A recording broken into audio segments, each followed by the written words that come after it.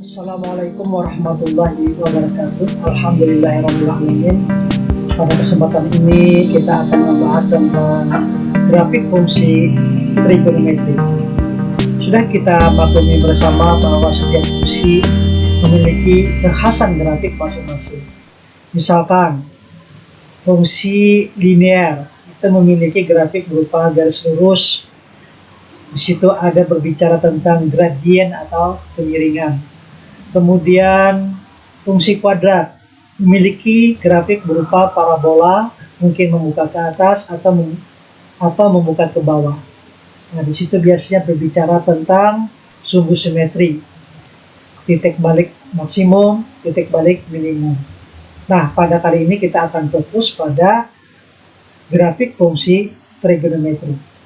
Hal yang menarik pada fungsi trigonometri, dia memiliki pola grafik yang berulang dalam interval yang tetap. Hal ini dimungkinkan karena variabel domain daripada fungsi trigonometri itu berupa sudut.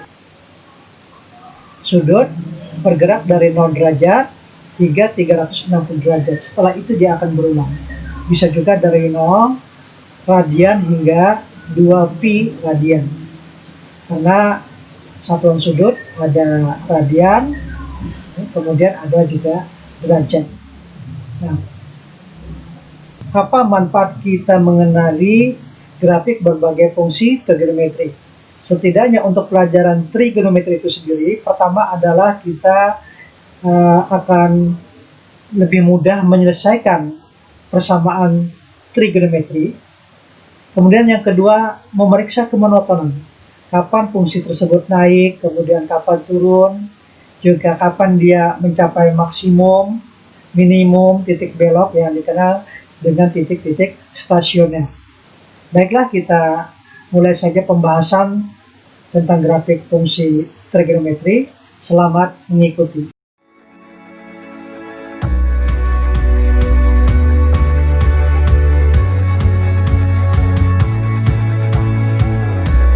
Untuk mendukung pembahasan tentang grafik fungsi trigonometri, maka silakan para siswa untuk bisa mempelajari diktat atau buku yang sudah saya persiapkan.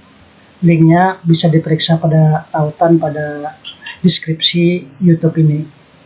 Di sana diuraikan secara detail tentang berbagai hal terkait dengan pembentukan grafik fungsi trigonometri. Jadi kalau ditayangkan di dalam video ini waktunya terlalu lama dan itu membutuhkan perhatian khusus, ketenangan. Jadi silahkan untuk mendukung tayangan video ini, kalian bisa baca buku tersebut. Selebihnya apa yang ada dalam buku tersebut juga insya Allah dikuatkan dengan apa yang dijelaskan pada video di YouTube ini. Bisa diperhatikan, sinus selalu positif untuk kuadran 1 dan kuadran 2 karena harga ordinat atau Y-nya selalu positif. Sinus adalah J dibagi R. R selalu positif. Positif dibagi positif berarti positif. Kemudian untuk sinus pada kuadran 1 dan 4 selalu bernilai positif. Karena cos adalah perbandingan absis dibagi R. Absisnya untuk kuadran 1 dan 4 selalu positif. Positif bagi positif, maka hasilnya adalah positif. Kemudian untuk tangen, pada kuadran 1 dan 3 selalu bernilai positif. Karena tan adalah perbandingan ordinat dibagi absis. Pada kuadran 1 berarti positif dibagi positif, positif. Pada kuadran 3 negatif dibagi negatif, berarti juga positif.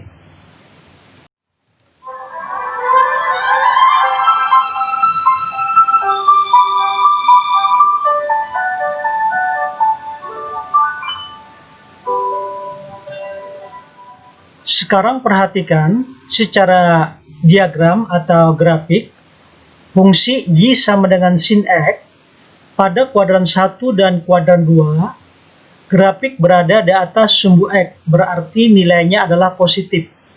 Sedangkan pada kuadran 3 dan kuadran 4, grafik berada di bawah sumbu X, berarti nilainya adalah negatif. Kemudian yang khas di sini, pada sudut tegak atau pi per 2 radian atau 90 derajat, sinus bernilai 1. Kemudian pada sudut 3 pi per 2 radian atau 270 derajat, sinus bernilai negatif 1. Selanjutnya pada sudut 0 derajat, pi radian atau 180 derajat dan 2 pi radian atau 360 derajat, nilai sinus adalah 0. Kemudian untuk grafik kosinus pada kuadran 1 dan kuadran 4 ini bernilai positif di atas sumbu X grafiknya, sedangkan pada kuadran 2 dan kuadran 3 grafiknya berada di bawah sumbu X, berarti adalah negatif. Kemudian untuk sudut 0 derajat dan 2 pi radian atau 360 derajat, kosinus bernilai 1. Sedangkan untuk pi radian atau 180 derajat, kosinus bernilai negatif 1. Adapun untuk sudut tegak, pi per 2 radian atau 90 derajat, demikian juga untuk 3 pi per 2 radian atau 270 derajat, nilai kosinusnya adalah 0. Kemudian untuk grafik fungsi Y sama dengan tan X, bisa dilihat pada kuadran 1 dan kuadran 3, grafik berada di atas sumbu X, berarti nilai tan-nya adalah positif, kuadran 1 dan 3. Adapun pada kuadran 2 dan 4, grafiknya berada di bawah sumbu X, berarti nilai tan-nya adalah negatif. Kemudian untuk mendekati sebelum sudut pi per 2 radian, grafik berada di kejauhan positif tak hingga. Demikian juga untuk mendekati 3 pi per 2 radian atau 270 derajat sebelum sudut ini juga berada di kejauhan positif tak hingga. Sedikit sesudah pi per 2 radian dan sedikit sesudah 3 pi per 2 radian berada di kejauhan negatif tak hingga. Nah, kemudian selanjutnya dia akan bernilai 1 pada sudut pi per 4 radian dan 5 pi per 4 radian, dan bernilai negatif 1 pada 3 pi per 4 radian dan 7 pi per 4 radian. Sedangkan pada sudut 0 derajat, pi dan 2 pi radian, tangan bernilai 0. Untuk mengawali pembahasan berbagai bentuk grafik fungsi trigonometri, kita awali sebagai acuan dengan fungsi sinus. Kita sudah tahu bentuk Y sama dengan sin X ini sebagai bentuk dasar. Nanti bagaimana dengan bentuk Y sama dengan sin X tambah 1, Y sama dengan sin X kurang 1, Y sama dengan 2 sin X, Y sama dengan 3 sin X, Y sama dengan setengah X. Selanjutnya juga bentuk Y sama dengan sin 2X, kemudian Y sama dengan sin dalam kurung X tambah pi per 2, lantas Y sama dengan sin dalam kurung X kurang pi per 4, dan pada akhirnya nanti kita masuk ke bentuk yang kompleks, yakni seperti ini. Contohnya Y sama dengan 3 sin dalam kurung 2X plus pi per 2 kurang 1. Baik, kita lanjutkan. Kita ambil bentuk umum Y sama dengan A sin dalam kurung BX plus C plus D. Nah, untuk fungsi sinus yang paling sederhana, yakni Y sama dengan sin X, berarti A-nya 1. Jadi A kita masukkan 1. Kemudian B-nya itu berarti juga 1. Yang lainnya C dan D adalah 0. Nah, grafiknya adalah seperti ini. Sudah kita ketahui bersama. Kemudian kita beralih yang berikut. Kalau Y sama dengan sin X tambah 1, berarti nanti D-nya ini kita ubah menjadi 1. Kita perhatikan apa yang terjadi. Ternyata grafik bergeser ke atas 1 unit. Jadi yang tadi rentangnya adalah min 1, 1 menjadi 0, 2. Min 1 tambah 1, 0, 1 tambah 1, 2. Kemudian kalau kita ganti dengan min 1, kita ganti min 1, nah ternyata adalah bergeser ke bawah. Rentangnya menjadi dari min 2 ke 0. Min 1 kurang 1 min 2, 1 kurang 1, 0. Nah ini kalau kita perhatikan pergerakannya, kalau ditambah berarti dia bergeser ke atas secara vertikal, kemudian kalau dikurang secara vertikal bergeser ke bawah. Oke, itu tadi untuk yang tambah 1 kurang 1. Kemudian bagaimana untuk Y sama dengan 2 sin X, 3 sin X, kemudian setengah sin X. Berarti A-nya ini yang mengalami perubahan. Oke, kita masukkan saja untuk Y sama dengan 2 sin X, ini kita ganti dengan 2. Nah, ternyata dia melebar span maksimum minimumnya. Jadi dari minimum min 2 bergerak ke 2. Jadi 2 kali pelebarannya. Kalau kita masukkan 3, oh ternyata dari min 3 ke 3. 3 kali pelebaran. Kalau kita masukkan setengah, 0,5, terjadi penyempitan. Dari min setengah ke 1, dari min setengah ke positif setengah. Ini adalah akibat daripada perubahan nilai A. Jadi kalau umpamanya nilai mutlaknya itu adalah A-nya itu adalah lebih dari 1, katakan 2, 3, 4, maka terjadi pelebaran. Nah, tapi kalau nilai mutlaknya itu kurang daripada 1, seperti setengah, seperempat, maka terjadi penyempitan. Tapi kalau dia negatif, maka terjadi perubahan arahnya, yang tadi titik maksimum menjadi minimum, yang minimum menjadi titik maksimum. Kemudian mengenai lebarnya itu, bila nilai mutlaknya kurang daripada 1, maka terjadi penyempitan. Tapi kalau umpamanya lebih dari 1 nilai mutlaknya, terjadi pelebaran. Demikian. Yang berikutnya kita ke Y sama dengan sin 2X. Berarti A-nya ini 1, ini kita ganti 1 dulu. Kemudian B-nya kita ganti dengan 2. Yang lain C dan D adalah 0. Nah, kita lihat apa yang terjadi. Maka terjadi 2 pola. Jadi terjadi rapatan dalam arah horizontal. Kalau umpamanya ini kita ganti dengan 3, nah ini 1, 2, 3, terjadi 3 pola dalam satu siklus putaran atau dalam interval 0 sampai 2 pi radian.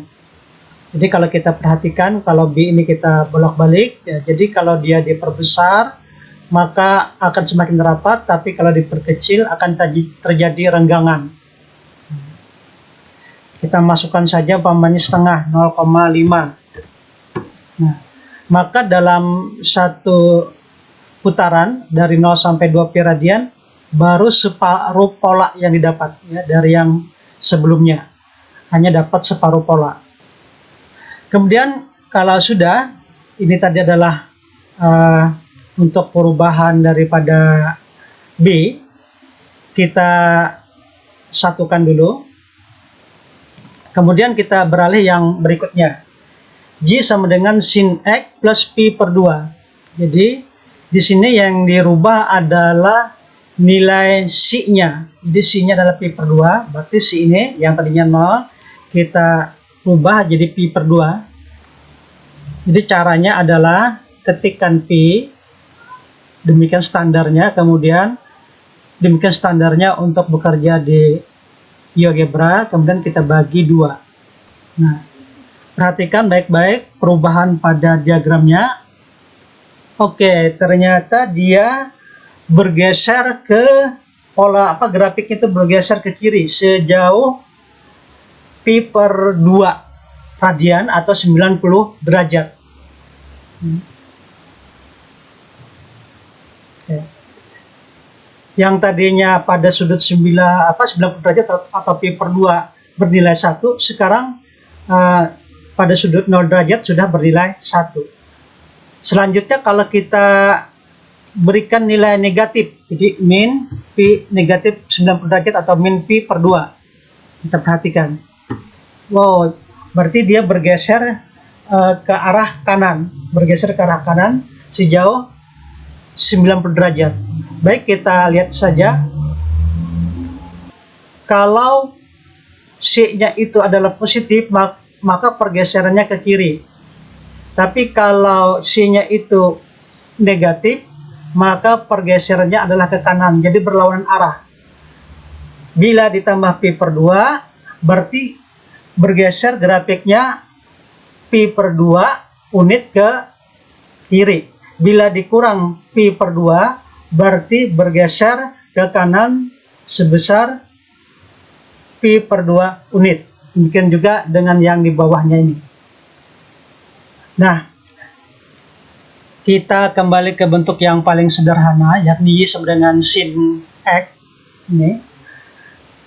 Untuk menjelaskan secara khusus soal yang paling kompleks, yakni Y sama dengan 3 sin dalam kurung 2X plus pi per 2 kurang 1. Kita perhatikan A-nya ini 3, maka ini kita ganti dengan 3.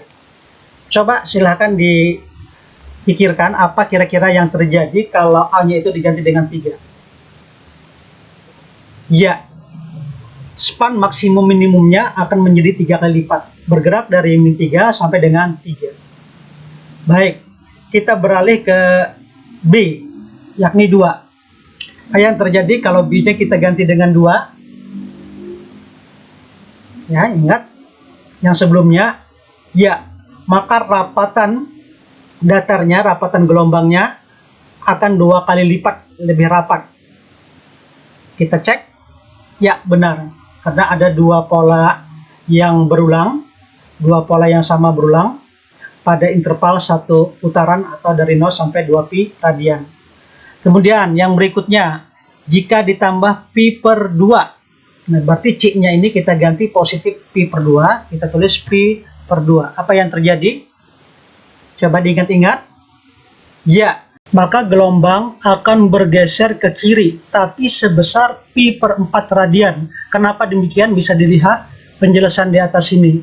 Jadi ini dengan hukum distributif akan bisa kita keluarkan 2-nya dalam kurung X ditambah pi per 4 radian. Jadi bergesernya adalah pi per 4 radian, bukan pi per 2. Kita tes. Ya, benar. Kemudian yang terakhir, kurang 1, berarti D-nya adalah kita tulis min 1, hati-hati, min 1. Apa yang terjadi? Silakan diperkirakan. Ya, benar.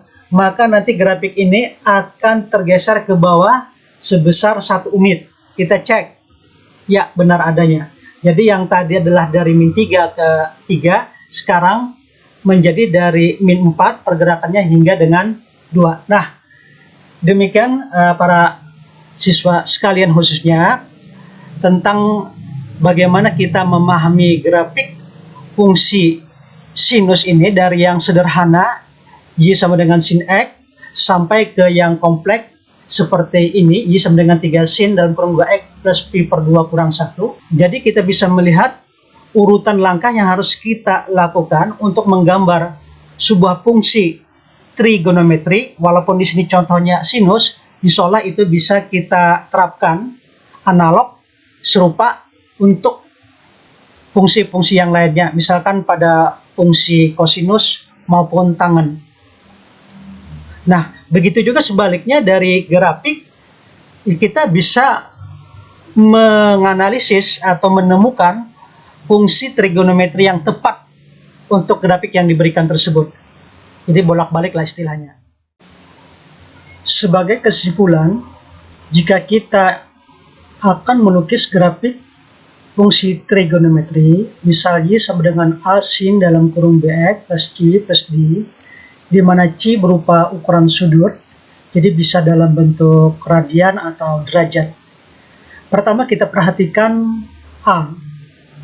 A ini menyatakan jangkauan tegak sejauh 2A. Kita perhatikan pada kasus ini A-nya adalah 3, berarti jangkauan tegaknya, spannya itu adalah 2 kali 3 sama dengan 6. Atau boleh juga kita lihat di sini, terendah adalah min 4, tertinggi adalah 2, dijumlahkan 4 tambah 2, berarti adalah 6. Bila mana mutlak A-nya itu, nilai mutlaknya lebih dari 1, maka yang terjadi adalah pelebaran rentang vertikal. Sebaliknya jika kurang dari 1, katakan seperti setengah, seperempat, maka terjadi penyempitan rentang vertikal. Jadi artinya spannya itu semakin dekat dengan sumbu X. Tapi kalau nilai mutlaknya lebih dari 1, maka akan menjauh daripada sumbu X. Selanjutnya untuk nilai A sendiri, itu bisa kurang dari 0. Bila ini terjadi, maka nanti terjadi pembalikan maksimum ke minimum dan sebaliknya. Kemudian yang kedua, kita lihat nilai daripada B. B menunjukkan kerapatan pola dalam satu siklus putaran, yakni akan terjadi bipola yang sama dalam satu siklus putaran, maksudnya dari 0 derajat sampai 360 derajat atau 2pi radian. Nah, pada kasus ini nilai B-nya adalah 2, berarti dalam interval 0 sampai 2pi radian itu terjadi dua pola yang sama. Ini bisa dilihat. Nah, perlu dijelaskan juga di sini, bila mana nilai mutlak B itu lebih dari 1, maka terjadi adalah perapatan horizontal. Jadi gelombangnya ini akan merapat. Bila nilainya 2, maka perapatannya adalah 2 kali lipat. Nah, sebaliknya jika kurang dari 1, katakan setengah misalnya, maka yang terjadi justru adalah peregangan. Katakan umpamanya di sini setengah, maka nanti dalam satu siklus dari 0 sampai 2pi radian itu baru dapat separuh pola yang semula. Berikut, andaikan B itu negatif atau kurang dari 0, khususnya untuk fungsi sinus, maka akan terjadi pembalikan maksimum ke minimum dan sebaliknya.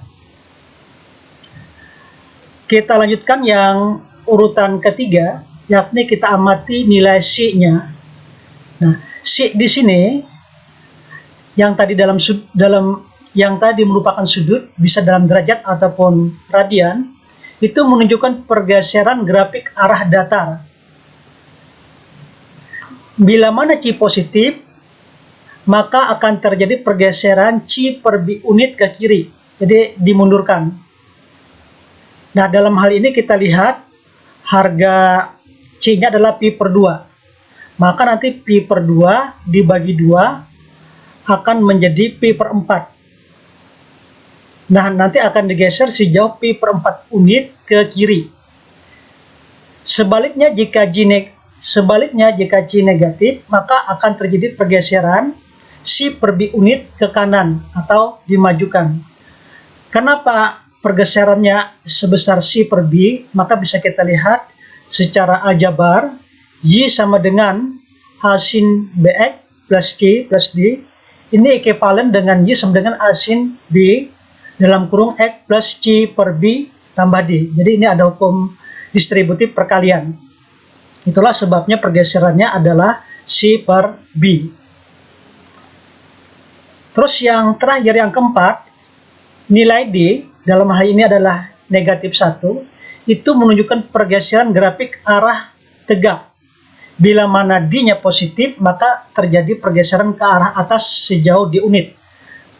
Namun bila negatif, maka pergeseran adalah ke bawah sejauh D unit. Jadi rentangnya nanti adalah min A tambah D sampai dengan A tambah D. Tadi yang mula-mula rentangnya adalah dari min 3 sampai dengan 3, maka min 3 dikurang 1 karena di situ adalah negatif 1 menjadi min 4. Kemudian 3 dikurang 1 menjadi 2. Sehingga rentang yang baru adalah min 4 sampai dengan 2 sebagai pengganti rentang yang terdahulu min 3 sampai dengan 3. Demikian kesimpulan yang bisa diberikan. Mudah-mudahan bermanfaat. Selanjutnya bisa ditunjang dengan bahan bacaan yang telah disediakan, buku atau diktatnya. Linknya ada pada deskripsi di video ini. Terima kasih atas perhatiannya. Mohon maaf atas segala kekurangan. Assalamualaikum warahmatullahi wabarakatuh.